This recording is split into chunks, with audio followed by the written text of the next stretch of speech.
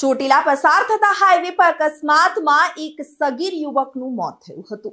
ઝીંઝુડા ગામે રહેતો 14 વર્ષીય અક્ષય દીપકભાઈનું મોત નિપજતા હોસ્પિટલ તેમજ 108 પર આક્ષેપો લગાવવામાં આવ્યા હતા। સગીર યુવક બાઇક ચાલક ડિવાઈડર ક્રોસ કરતા સામેથી આવતા અન્ય બાઇક સાથે અથડાયો હતો। સૂત્રો પાસેથી મળેલ વિગત અનુસાર સગીર યુવક તેના મમ્મીને હાઈવે પર આવેલ પિકઅપ સ્ટેન્ડ પર લેવા જતો હતો। સગીર યુવક ગંભીર રીતે ઈજાગ્રસ્ત બનતા હોસ્પિટલ ખસેડાયો હતો અને વધુ ઈજાગ્રસ્ત બનતા રાજકોટ રિફર કરવામાં આવ્યો હતો।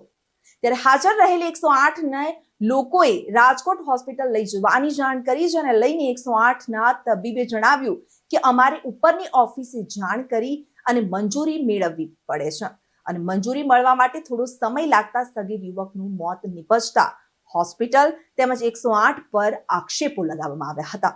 ત્યારે પોલીસને જાણ થતા હોસ્પિટલ પહોંચીને વધુ કાર્યવાહી હાથ ધરી હતી।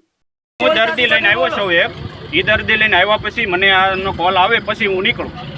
પરમિશન નથી મળી, બોલો ને। પરમિશન છે ને અમારી બેદરકારી કેવી કહેવાય? તમારી તમે પરમિશન છે ને નથી આવ્યા છો એમને આ માણસે કઈ થઈ જાય તો તમારી પરમિશન ન મળે તો કઈ રીતે સરકાર કામ કરે?